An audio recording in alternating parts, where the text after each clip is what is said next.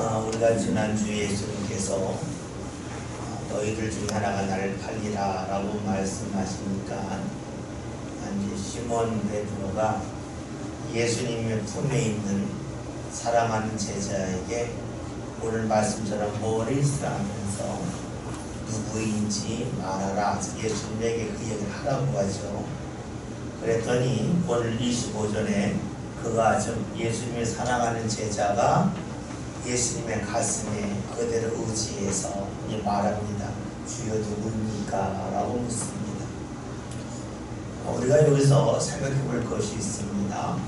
시몬 베드로가 예수님이 사랑하시는 제자와의 관계입니다. 우리가 마태, 마가, 누가복음에는 예수님의 사랑하신 제자라는 그 말씀이 전혀 나오지 않습니다. 요한복음에서는 예수님이 사랑하시는 제자라고 하는 그 사람이 나옵니다. 이 사람이 누구인지 여러 가지 추정이 있습니다. 우리가 한때 유형의 영화 다빈치 코드 같은 데서는 이것이 막달라 마리아 아니겠냐라고 추론하기도 하고, 또 어떤 사람들은 니고데모라고 추론하기도 하고, 또 예수님의 제자 요한이라고 추정하기도 합니다. 그런데 정확하게 누구라고 말할 수는 없어요. 그러나 그냥 예수님이 사랑하는 제자가 있었다라고만 생각을 하고 있고, 많은 이들이 예수님의 제자 중에 하나인 요한이 아니겠느냐라고만 생각할 뿐이지 정확하게 누구인지는 알 수가 없습니다. 그런데 우리가 살필 것이 있습니다. 예수님이 사랑하시는 제자가 베드로가 아니라는 겁니다. 우리가 볼 때에 베드로가 제자들 중에서 가장 많은 일을 했고 또 주의 말씀을 많이 들었기 때문에 그가 가장 예수님이 사랑하는 제자일 거라고 생각을 하는데, 요한복음을 읽다 보면 그러하지가 않습니다. 요한복음에서는 베드로는 베드로대로, 또 예수님의 사랑하는 제자는 사랑하는 제자대로 각각 독립되어 있음을 우리는 발견할 수가 있습니다. 다시 본다면 베드로는 제자로서 가장 큰 권위가 있었지만, 그렇다고 해서 예수님이 그를 가장 사랑하는 것은 아니었다 하는 것을 알 수가 있습니다. 예수님이 사랑하는 제자, 즉 예수님이 가장 가까이 하는 사람과 제자들 중에서 가장 권위 있는 제자가 일치하지 않았다는 것을 알 수가 있습니다. 우리가 나중에 말씀 보겠지만 요한복음 20장을 보면 예수님의 무덤에 갈 때에 예수님이 사랑하는 제자와 베드로와 같이 가는 둘이 달려가는데 먼저 간 것이 예수님이 사랑하는 제자인데, 그가 가서 그 돌문이 열린 곳 앞에 있지만 먼저 들어가지 않아요. 먼저 갔지만 기다렸다가 베드로 보니까 먼저 들어가라고 합니다. 철저하게 베드로를 인정했습니다. 오늘 말씀에서는 예수님이 살아계실 때이고, 요한복음 20장에서는 예수님이 부활하신 다음입니다. 13장에서는 예수님이 눈앞에 보이는 자리이고, 요한복음 20장에서는 예수님이 눈앞에 보이지 않습니다. 즉 예수님이 눈앞에 보이든 보이지 않든 예수님이 사랑하는 제자는 베드로를 철저하게 인정했습니다. 둘의 관계를 살펴볼 필요가 있습니다. 주님이 사랑하는 순서대로 한다면 우리가 예수님이 사랑하신 제자라는 그 사람이 가장 사랑받았을 거라고 쉽게 생각할 수가 있습니다. 그리고 권위 면에서 본다면 늘 베드로에게 권위가 있었습니다. 그러하다면 사랑받는 순서, 주님과의 관계가 얼마나 가까우냐 뭐냐, 이것과 주님의 일을 할 때 그 있는 권위의 순서가 일치하지 아니할 수 있음을 알 수가 있습니다. 늘 일치하지 않는다는 거가 아니라 일치하지 아니할 수도 있다 하는 겁니다. 우리가 생각할 때에는 가장 이름 있는 제자가, 가장 권위 있는 제자가 가장 사랑을 많이 받을 거라고 생각하거나, 또 반대로 사랑을 가장 많이 받는 제자가 가장 권위 있을 거라고 생각하기 쉽겠지만, 요한복음에서는 그러하지 않다고 하는 것을 우리에게 알려줍니다. 달리 말하면 좀 낮은 자리에 있고 좀 사람들이 알아주지 않는 위치에 있다 할지라도 주님이 더 사랑하는 대상일 수 있다 하는 겁니다. 또 다르게 본다면 우리가 교회에서 받은 직분, 사회적인 명성과 사회적인 지위에 관계없이 주님이 사랑하는 사람이 있다는 것을 알 수가 있습니다. 교회로 본다면 교회의 크기와 관계없이 주님이 사랑하는 순서가 있다는 겁니다. 크기 때문에 사랑하고 적기 때문에 사랑하지 않는다. 또 때로는 작기 때문에 사랑하고 크기 때문에 사랑하지 않는다는 것은 아니라는 것입니다. 또 이것은 목회자와 교인들의 관계 속에서는 그럴 수 있습니다. 우리가 그런 것은 아니지만 신앙생활할 때에 그 목회자가 교인들보다 좀 위에 있다고 생각해요. 즉 베드로 위치에다 생각하는데, 우리가 요한복음에 있는 말씀들을 본다면 목회자보다 주님이 교인들을 더 사랑하실 수도 있다 하는 것을 알 수가 있습니다. 그러기에 우리가 말씀을 제대로 본다면, 즉 말씀을 정확하게 안다면 신앙생활을 하면서 자리에 매달리지 아니할 수 있다는 겁니다. 왜냐하면 주의 사랑과 주의 인정은 자리와 관계가 없기 때문에 그렇습니다. 베드로가 가장 권위 있는 제자였지만 사랑하시는 제자는 다른 사람이었다고 하는 것을 통해서 이를 알 수가 있습니다. 그런데 여기서 놀라운 것이 하나가 있습니다. 그것은 베드로와 예수님이 사랑하시는 제자 사이에 갈등이 없었다는 데 있습니다. 즉 베드로가 내가 수제자고 내가 권위가 있는데 왜 예수님은 저 사람을 더 사랑하시느냐 하면서 시기하지 않고 그대로 인정했다는 겁니다. 또 예수님이 사랑하신 제자는 베드로가 나보다 더 높은 자리에 있고 더 권위가 있지만 예수님이 날 더 사랑하신다 하면서 그를 업신여기지 않았습니다. 즉 둘 사이에 시기할 수도 있고 업신여길 수도 있는데 그러하지 않았습니다. 여러분, 이것은 무엇을 말할까요? 서로가 서로를 그대로 인정했다는 겁니다. 여러분 그렇잖아요.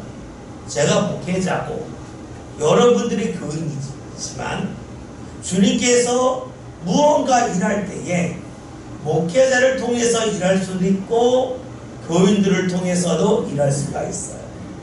그런데 문제는 우리의 생각이 잘못되어지면 교인들을 통해서 일하면 목사가 그를 시기할 수가 있고, 또 교인들 입장에서 볼 때는 목사님을 통해서보다 교인을 통해서 주께서 일하시네 하면서 목회자를 업신 여길 수도 있어요. 그런데 오늘 말씀에서 보면 베드로와 예수님이 사랑하시는 제자 사이에는 그런 것이 없었다는 거예요. 업신 여기거나 시기하는 일이 있지 않았습니다. 서로가 서로를 인정하고 협력 관계에 있었습니다. 이런 모습은 주님께서 원하시는 신앙의 모습입니다.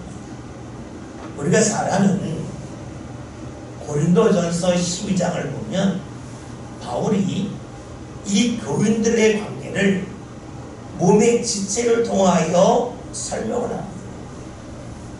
몸의 지체, 즉 신체에 손이 있고 발이 있고 눈이 있고 귀가 있고 여러 가지 지체가 있는데 서로 간에 시기하거나 갈등하지 않고 서로가 서로를 위한다는 것이죠. 그러면서 아주 중요한 말씀을 전하는데 한번 찾아봅시다. 고린도전서 12장 22절 23절입니다. 신약성경 279면에 있는데 22, 23, 24, 25절 4절을 보겠습니다. 신약성경 279면입니다. 22절 다 같이 읽습니다. 그뿐 아니라 더 약하게 보이는 몸의 지체가 도리어 요긴하고 뭡니까? 약하다. 힘이 없지만 주께서 요긴하게 쓰신다. 예를 든다면 주먹보다 눈이 부딪히면 주먹이 더 세지만 주님께서는 힘이 없는 것을 더 요긴하게 여기셨다 하는 것을 말씀하고 있고요. 23절 다 같이 읽습니다. 내가 몸에 덜히 여기는 것들을 더욱 귀한 것들로 입혀주며 위에 아름답지 못한 지체는 더욱 아름다운 것을 얻느니라. 그런즉 아름답고 귀하고 이런 것에 대한 구별하지 말라는 거죠. 24절 다 같이 읽습니다. 위에 아름다운 지체는 그럴 필요가 없느니라. 오직 하나님이 몸을 고르게 하여 부족한 지체에게 귀중함을 더하사 24절 핵심은 뒤에 있죠. 하나님의 몸을 고르게 했다. 하나만 중요한 것이 아니라 다 중요하다 고르게 하셨다는 거예요. 그래서 25절 몸 가운데서 분쟁이 없고 오직 여러 지체가 서로 같이 돌보게 하셨느니라. 아멘. 서로 돌보겠다는 것이죠. 그런데 이 말씀이 교회를 통해서 주께서 이루어지기를 원하시는 말씀이지만 예수님이 세상에서 일하실 때에 예수님의 제자인 베드로와 예수님의 사랑하시는 제자 사이에서도 이런 관계가 형성되었다는 겁니다. 그러니까 우리가 말씀을 보면서 예수님이 사랑하는 제자와 베드로가 갈등했다면 주님의 일이 제대로 진행되지 않을 수도 있고 주의 말씀이 드러나지 않을 수 있겠지만 둘 사이에 협력이 있었기 때문에 시기하지 않고 업신여기지 않았기 때문에 주의 일이 마음껏 드러날 수 있음을 알 수가 있습니다. 예수 안에 있다고 하는 것은 바로 이런 것이 되겠죠. 시기하지 않는 것 그리고 업신여기지 아니하는 것이 될 겁니다. 26절 말씀 함께 봅니다. 죄송합니다. 요한복음 13장 26절 다 같이 읽습니다. 시작. 예수께서 대답하시되 내가 떡 한 조각을 적셔다 주는 자가 은혜하시고 또 한 조각을 적셔서 바로 시몬의 아들 유다에게 주시니. 아멘. 예수님이 너희 중에 하나가 나를 판다고 말씀하셨지만 그것이 누구라고 알려주지 않았습니다. 그런데 예수님이 사랑하는 제자가 물을 때에 비로소 예수님께서 말씀해 주셨습니다. 즉 주님의 말씀은 주님에게 무언가 묻는 사람에게 계속해서 임한다고 하는 것을 알 수가 있습니다. 주님의 말씀을 듣고 가만히 있으면 너희 중에 하나가 날 팔리다 여기서 멈췄을 터인데 누굽니까? 라고 물었더니 주께서 알게끔 해주셨습니다. 주님의 말씀은 우리가 가만히 있을 때가 아니라 물을 때 비로소 계속해서 이어진다고 하는 것을 알 수가 있습니다.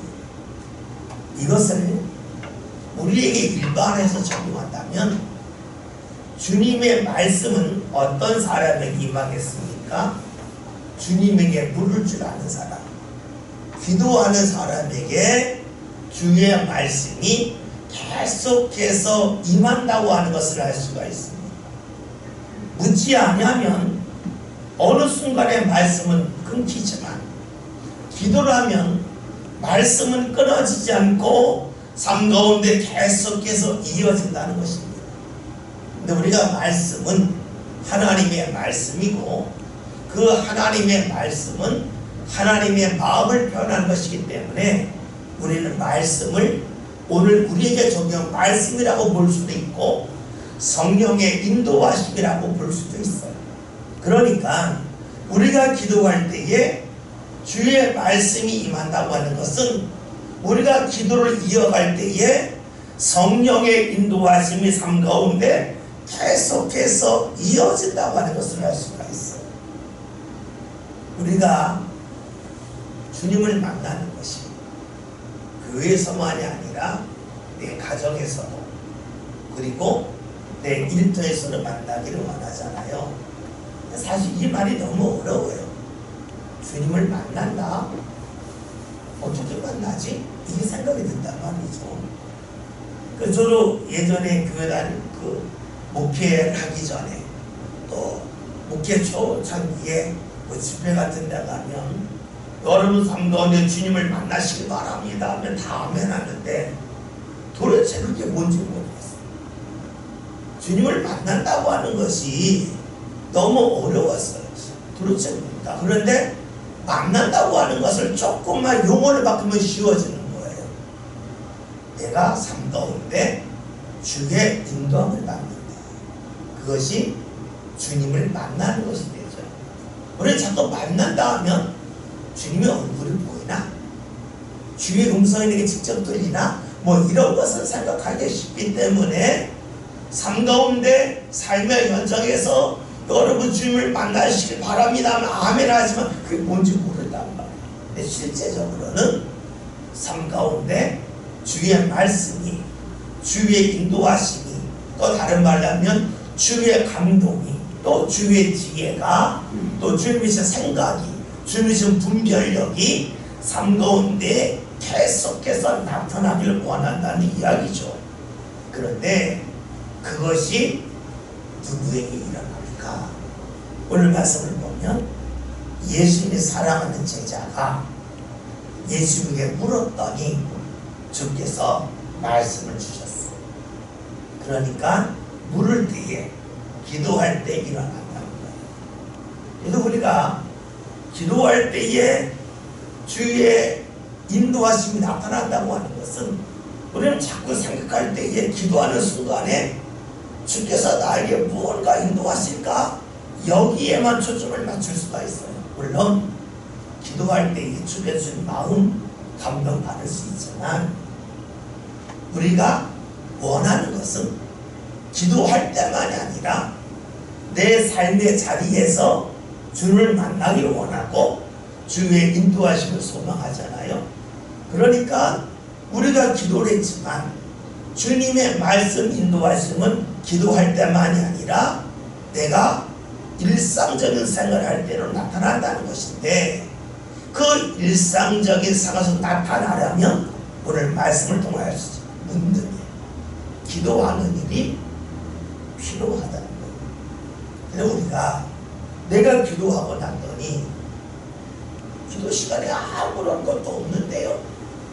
많은 것들이 이런 이야기예요. 그러나 우리가 기도하는 것이 삶 가운데 습관이 되고 쌓일 때 어떤 일이 나타날까요? 삶 가운데 주의 인도하심을 내가 경험할 수 있다는 거예요. 물론 주의 인도하심은 그 순간에도 느낄 수 있겠지만 대부분은 지나고 나서 나타날 때가 많습니다. 그것이 바로 오늘 본문에 나와 있는 말씀입니다. 볼까요? 오늘 말씀을 보면 예수님께서 대답을 하시는데 봅시다. 주님, 누가 주님을 팔 겁니까? 라고 물으면 여기 12명의 제자가 있어요. 여러분 뭐라고 말하겠습니까? 얘다. 답주면 쉽잖아요. 근데 예수는 그렇게 안 하시더라고요. 가장 쉬운 방법이잖아요. 누구예요? 얘야. 하면 되는데 예수님은 그렇게 하지 않으셨어요. 어떻게 하셨는가? 오늘 말씀을 보면 내가 떡 한 조각을 적셔라 주는 자가 크리라 하고 말씀하셨습니다.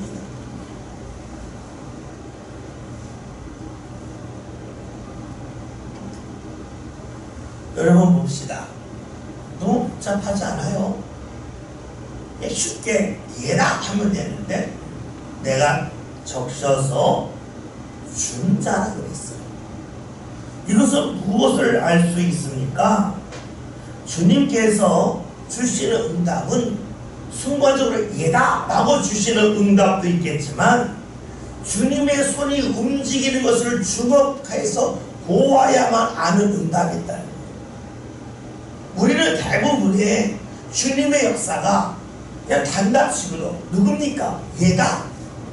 주님 앞으로 뭡니까? 이거다 하는 것을 원하지만 오늘 말씀을 보면 주님의 손이 움직이는 것을 본 사람만이 누구인지 알 수 있어요. 누구인지 그 답을 알고 응답할 수 있습니다. 그러면 오늘 말씀에서는 짧은 시간에 손이 움직이잖아요. 그러나 우리 삶 가운데는 주님이 삶 가운데 움직이는 손, 주의 인도하심을 내가 받는 가운데 응답을 받고 알 수 있다 하는 것입니다. 즉 주님이 우리와 함께 하시고 우리에게 말씀하시고 우리에게 인도해 주시는 은혜는 순간적으로 알 수는 있겠지만 주님의 손이 움직이는, 즉 시간이 지남을 통해서 그리고 그 일을 주목함을 통해서 알 수 있다 하는 것입니다. 귀로 듣는 응답도 있지만 대부분은 내 삶 가운데서 주님이 주시는 일을 하나하나 지내놓고 보고 나서 알 때가 상당히 많습니다. 내가 예수 믿으니까 은혜 받았다고 하면 어떻게 합니까? 물론 기도할 때에, 찬송할 때에, 말씀 들을 때에 강력한 감동이 내 삶가에 임하여 알 때도 있지만 그런 것은 일생에 몇 번이 안 되죠. 대부분이 삶 가운데 지내놓고 봤더니 하나님이 이렇게 주셨네, 이렇게 역사하셨네 하는 것을 발견하지 않습니까? 오늘 말씀이 그런 거죠.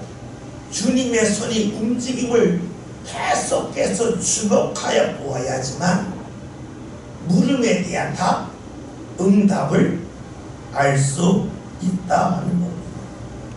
우리가 말씀을 보면서 주님께서 왜 누구라고 말씀하지 아니하셨고 내가 떡을 적시어 주는 자 그 사람이 날 팔자라고 말씀하셨을까? 이것은 그 당시 순간적으로 일어난 일을 우리가 알게끔 하기 위함만이 아니라 우리 삶 가운데 주님이 이렇게 역사하신다고 하는 것을 말씀을 통하여 보기를 원하셨다는 겁니다. 우리가 성경 말씀을 볼 때에는 그 당시에 어떤 일이 있었는가 하는 것도 중요하지만 그 일이 내 삶 가운데로 반복적으로 나타나는 게 하는 게 중요해요. 그럴 때 비로소 이 말씀을 내가 붙잡을 수 있어요. 말씀이 과거에만 있었고 지금 내 삶 가운데는 반복적으로 일어나지 아니한다면 그 말씀은 붙잡기가 어려워요. 예수님이 그렇게 하셨다는 겁니다. 우리가 앞에서 한 가지 지금 빠뜨려 지나는 것이 있어요. 베드로가 물었잖아요. 사랑하는 자니 네가 뭐라 말했단 말이에요. 그러면 왜 그에게 묻라고 했을까? 베드로가 모든 일을 다 그를 통하여 묻게 했을까? 아니면 특정한 일만 물었을까 하는 겁니다. 우리가 생각할 수 있는 것은 특정한 일이었기 때문에 물었을 거라는 거예요. 우리가 여러분 사람들하고 말할 때에도 제가 우리 임 장로님한테 그냥 평범한 말 할 수 있잖아요. 오늘 미안한데 저 컵 하나만 주세요. 뭐 이 말은 어렵지 않잖아요. 평범하게 할 수가 있어요. 그런데 제가 임 장로님에게 무언가 이야기할 때에 김정희 권사님에 관한 이야기를 물을 때에는 제가 묻기 쉬운 게 있고 묻기 어려운 게 있어요. 왜냐하면 성별이 다르기 때문에 제가 직접 묻기가 좀 곤란한 게 있어요. 그것은 다른 분을 통해서 묻게 할 수도 있어요. 그러니까 무언가 묻는다고 할 때에는 누구나 다 물을 수 있는 게 있고 또 어떤 부분에서는 특별한 관계가 있어야만 물을 수 있는 것이 있어요. 그러면 오늘 말씀에서 베드로가 예수님이 사랑하는 제자가 묻으라고 하는 것은 보통 때에 베드로가 예수님과 대화가 완전히 단절됐기 때문에 그런 것은 아니라는 거예요. 특별한 문제이기 때문에 자신이 묻는 것보다는 예수님이 사랑하는 제자가 묻는 것이 낫다고 여긴 거예요. 봅시다. 묻는 것을 기도라 했잖아요. 근데 기도를 한다 그럴 때에 하나님께서 누구나의 기도를 다 들을 수 있는 내용이 있는가 하면 때로는 특정한 사람이 기도하여야만 주께서 들으실 때가 있어요. 그러니까 우리가 앞으로 보겠지만 사무엘상에서 이스라엘 백성들이 사무엘에게 당신이 우리를 위하여 기도해 주세요 라고 하는 청을 해요. 왜 그가 기도했을까 하는 겁니다. 왜 엘리야가 기도할 때에 하나님께서 응답하셨을까? 왜 엘리야일까 하는 거예요. 다른 사람은 한다고 왜 엘리야일까 하는 거예요. 무엇을 말할까요? 때로는 특정한 사람이, 다른 말로 하면 특정한 관계 속에 있는 사람이 기도할 때 비로소 주께서 응답하시는 것도 있다는 거예요. 그래서 우리가 기도할 때에 가령 우리가 예배 마치고 축도를 하는데 축도는 목사만 하죠. 장로님들이 기도를 하지만 축도하진 않아요. 전도사님들도 하지 않아요. 목회자만 해요. 왜 그럴까요?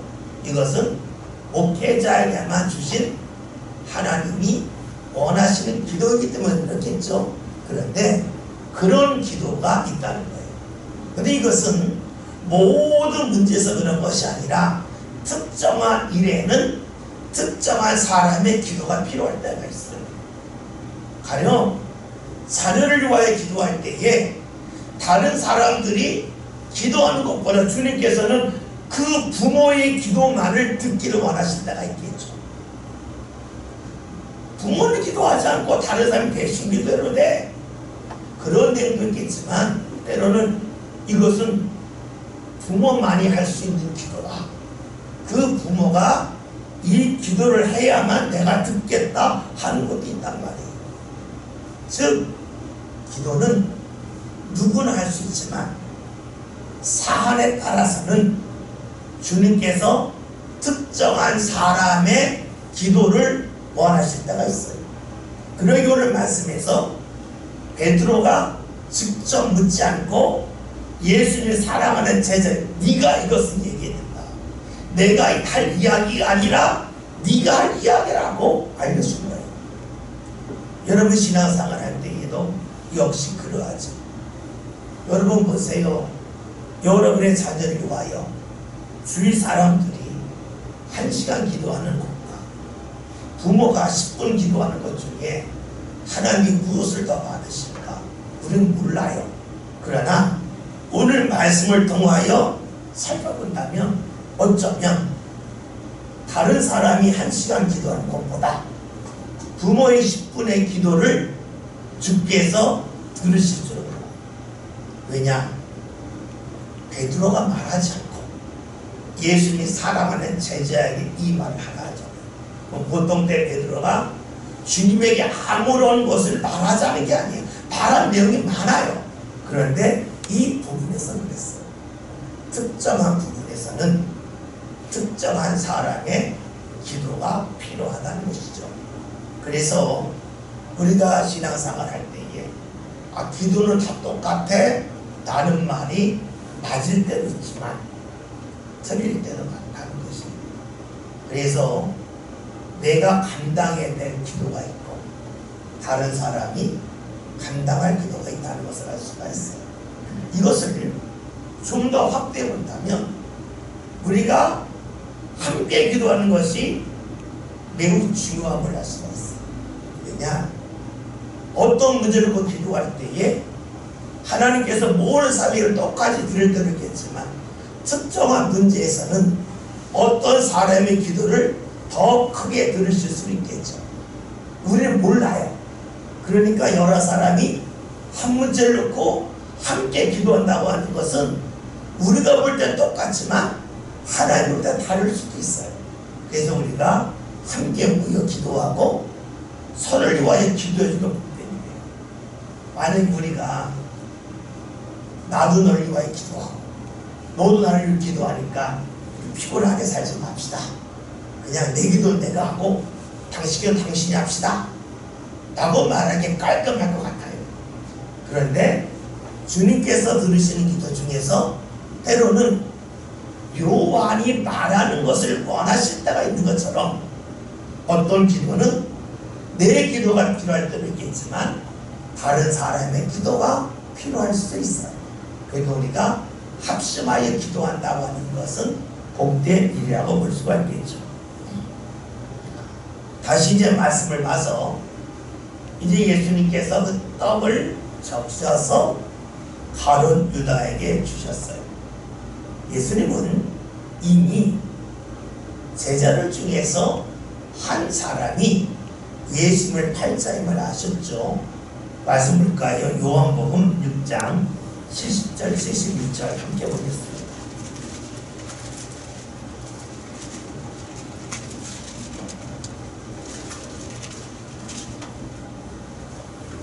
말씀 함께 했습니다.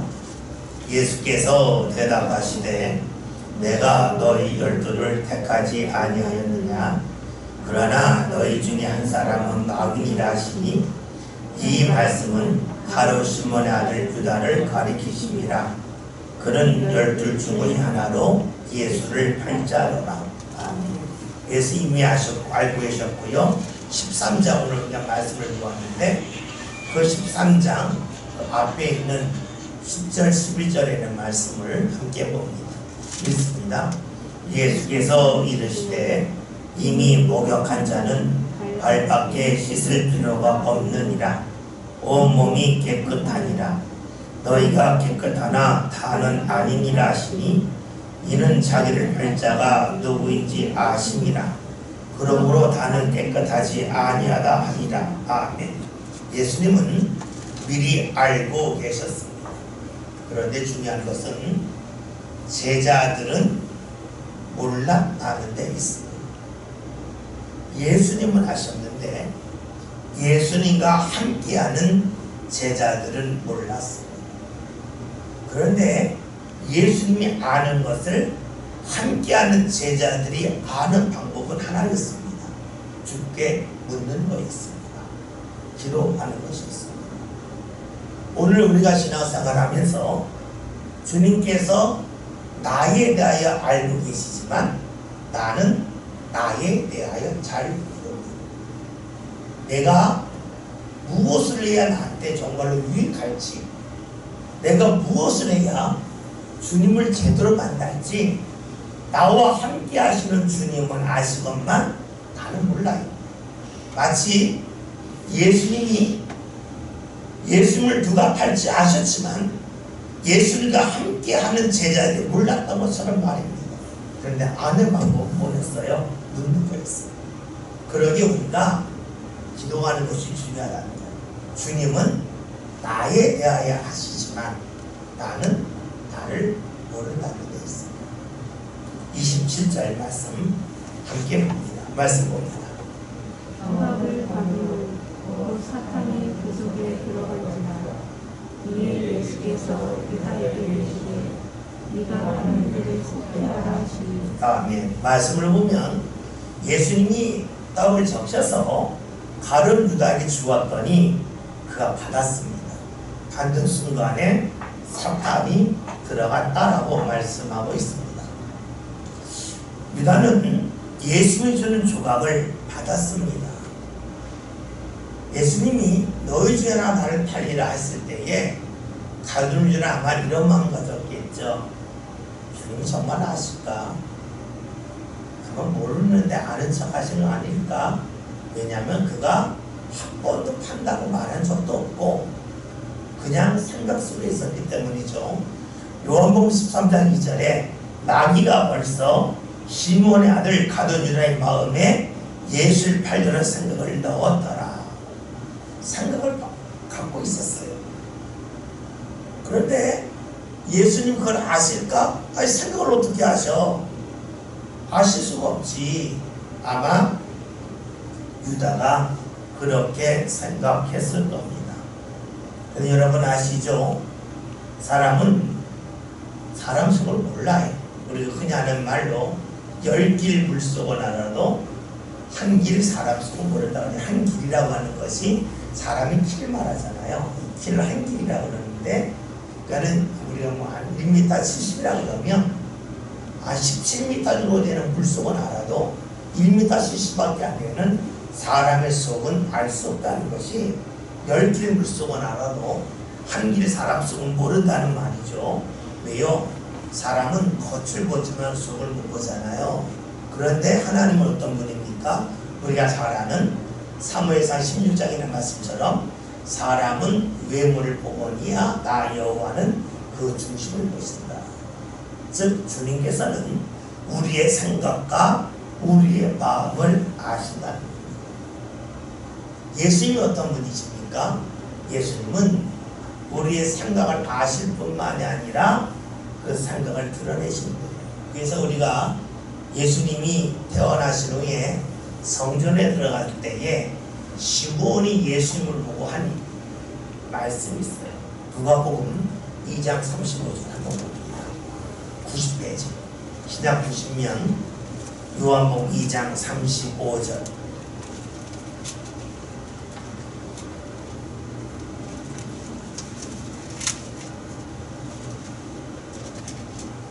다같이 말씀을 보면 35절 2장 35절 읽습니다. 너 가리 네 마음을 찌르는 가리니 이는 여러 사람의 마음의 생각을 드러내려 함이니라 하더라. 아멘. 예수님이 어떤 분이십니까? 사람들의 마음을 드러내신다. 그래서 예수님 앞에서는 자신을 감출 수 없다.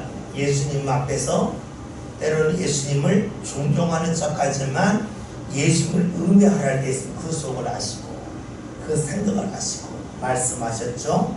여러분 그래요. 주님 앞에서 우리를 감출 수가 없습니다. 근데 한 가지 살필 것이 있어요. 감춘다고 할 때는 일부러 감추는 것이 있고 몰라서 감추는 것이 있죠. 내가 알면서 숨기는 것이 있고 내가 몰라서 숨겨져 있는 것이 있어요. 그렇잖아요. 내가 하는 일의 결과를 나는 몰라요. 내가 하는 일이 나에게 도움이 될지 유익할런지 그러하지 아니할런지 모릅니다. 그리고 내가 하는 것이 정말로 주님이 원하시는 일인지 아닌지를 모릅니다. 우리를 모릅니다. 마치 우리가 내 몸에 대해서 일부는 알고 있지만 다 아는 건 아니듯이 우리의 생각도 또 우리의 앞날도 내가 아는 것처럼 보이지만 일부를 아는 것이지 다 아는 것은 아닙니다. 그런데 주님은 다 아신다는 거예요. 다 드러내진다는 거예요. 그러기에 우리가 주님을 가까이 하는 것이 복입니다. 왜냐하면 주님은 우리를 아시기 때문에 우리를 헛수고하지 않도록 이끌어 주시기 때문이죠. 그래서 우리가 기도하면 뭐가 생기나, 예배하면 뭐가 생기나, 이런 질문을 많이 해요. 그러나 실제는 그러하지 않은 거예요. 나는 나를 모르지만 주님은 우리의 생각을 아셔요. 감춰져 있는 걸 아셔요. 그리고 우리의 어리석음도 아시기 때문에 나를 제대로 아시는, 온전히 아시는 주님과 함께 하는 것이 복된 일이 되겠죠. 예전에 제가 어렸을 때 좀 다 가난했던 시절에 1970년대에 사람들이 아프면 무조건 꿀물 먹였다고. 그리고 막 햇바늘이 나면 갖다 꿀을 갖다 바르라고. 그러면 안다고 했어요. 생각해보면 영양분이 별로 없으니까 영양분 많은 걸 먹으라는 거죠. 그런데 70년대는 당뇨라고 하는 걸 몰랐잖아요. 뭐 병원에 갈 일이 없고, 그러니까 당뇨라고 하는 것을 아는 사람이 없던 시절인데 신들이면 그냥 꿀물을 먹어야 된다고. 그래서 어떻게 해요? 당뇨 걸리신 분들 그냥 꿀물을 퍼먹다가 몸이 더 안 좋아진 일이 많았어요. 뭐냐면 몰라요. 모르면 헛된 일을 해요.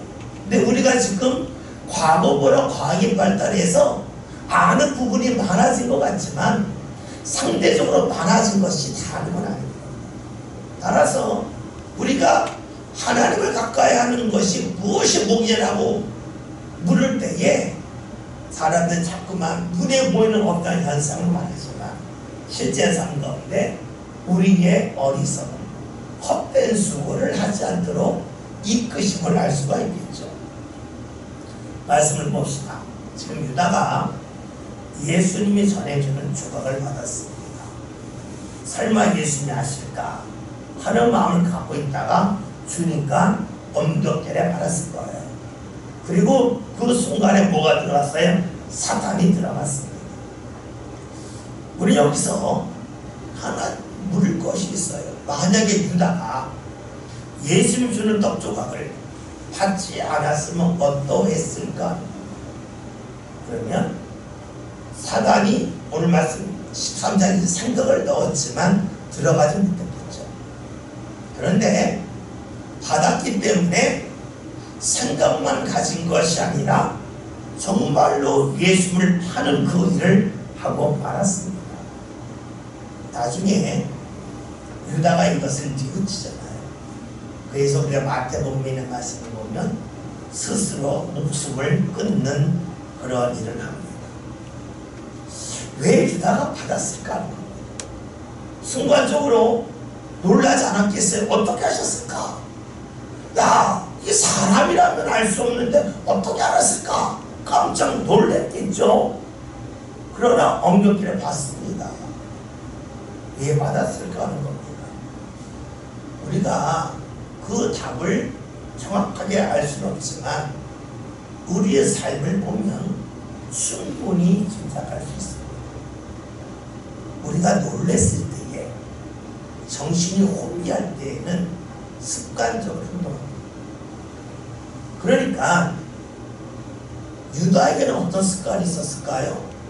잘못된 것이 드러났을 때에 그것을 뉘우치고 회개하는 것이 자리를 잡았다면 예수님이 떡을 줄 때에 나를 아시네, 너 사람이 아니네, 하나님이 보낸 분이네, 신네 한 걸 알면서 회개했을 거예요.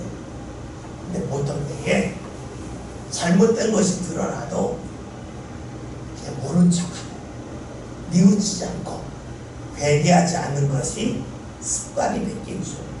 그러니까 자신이 아주 놀랄 만한 상황에 이르렀을 때에 그의 평소의 습관대로 모른 척하고 만든 거예요.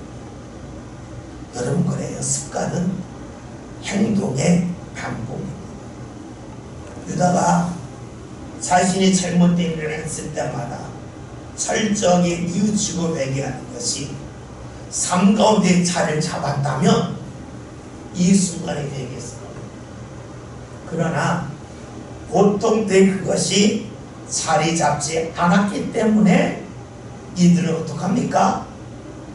유다는 어떡합니까? 돌이키지 않습니다. 그래서 우리가 신앙생활 할 때에 습관이 중요하죠. 말씀을 듣고 고개만 끄덕끄덕이는 분들이 있습니다. 몸은 안 움직입니다. 그런 분들은 주님이 오신다 해도 그냥 고개만 끄덕일 뿐이지 몸이 움직이지 않습니다. 그때 내가 잘할 거라고 그러하지 않죠. 유달구나. 보통 때에 자신의 잘못이 드러날 때에 뉘우치고 회개를 하면 이 순간에도 회개합니다. 뉘우칩니다. 그러나 보통 때에 잘못된 것이 드러나면 모른 척하고 다음이 할게 하고 자꾸 뒤를 미루죠. 그러니까 이 자리에서도 하지 아니합니다. 우리가 신앙생활도 역시 그래요. 어떠한 습관을 가지느냐가 중요해요. 본인이 무언가 느낄 때에 주님을 찾는 사람은 큰 어려움을 만나서 정신을 잃어버려 주를 찾아요. 그러나 주를 찾지 않고 남을 의지하는 사람은 결정적인 어려움이 와도 자기는 주를 찾지 않아요. 다른 사람이 뭔가 해주길 기대할 거예요. 오늘 우리가 유다에 관한 말씀을 보면서 어찌 이런 상황 속에서 떡쪽을 받을 수 있다는 말인가? 나라면 당연히 안 받지. 다 알고 줬는데 그걸 어떻게 받아? 그렇게 말하겠지만 실제 상황이 뭐 그렇지 않습니다. 철저하게 습관대로 움직입니다. 우리가 말씀에 순종하는 것도 한 번이 아니라 습관화되는 게 중요합니다. 주님이 나에게 무언가 감동을 주실 때에 그 감동을 따르는 것도 다음에 하지 않는 사람은 계속 다음에 미룰 수밖에 없어요. 그러나 감동이 왔을 때 그래 해야지 하면 그 사람은 그걸 하게 되고 결정적인 감동이 왔을 때는 붙잡습니다. 하나님은 우리가 감당할 만한 데 주시는 겁니다. 감당할 만한 모습이 아니라면 주시지 않겠죠. 왜요? 준 걸 버리니까 죄가 되잖아요. 주님께서는 우리가 죄지는 걸 원치 않기 때문에 감당할 만한 데 주시는 거예요. 감당할 수 없이 주면 버리니까. 그래서 감당할 만한 사람이 될 필요가 있습니다. 우리가 유다에 관한 말씀을 보면서 유다가 왜 그럴까? 하지 맙시다. 그의 습관이 얼마나 잘못됐기에 그랬을까? 그거 얼마나 잘못된 것을 알면서도 뉘우치고 돌이키는 그 모습의 삶 가운데 자리 잡지 않았기에 이 상황 속에서 이렇게 한단 말인가 하는 것을 떠올리면서 그렇다면 나는 어떠한가? 나의 습관은 어떠한가? 내가 회개하고 뉘우치고 주를 찾는 습관이 있는가? 내가 무언가 부족함을 깨달을 때에 주님을 찾는 습관이 있는가? 꼭 찾아봅시다. 그래서 우리가 말씀을 지식적으로만 하는 것이 아니라 말씀을 통해서 어떻게 하는 것이 주께서 기뻐하시고 주님을 가까이 하고 은혜를 붙잡는 신앙인지를 볼 수 있는 저와 여러분이 되었으면 좋겠습니다. 그것이 바로 말씀 위에 섰다는 것이 되겠죠. 성경 구절을 외웠다는 게 아니에요. 내가 어떻게 해야 되는가 말씀을 통하여 볼 줄 아는 저와 여러분이 다 되시길 바라겠습니다. 기도합니다.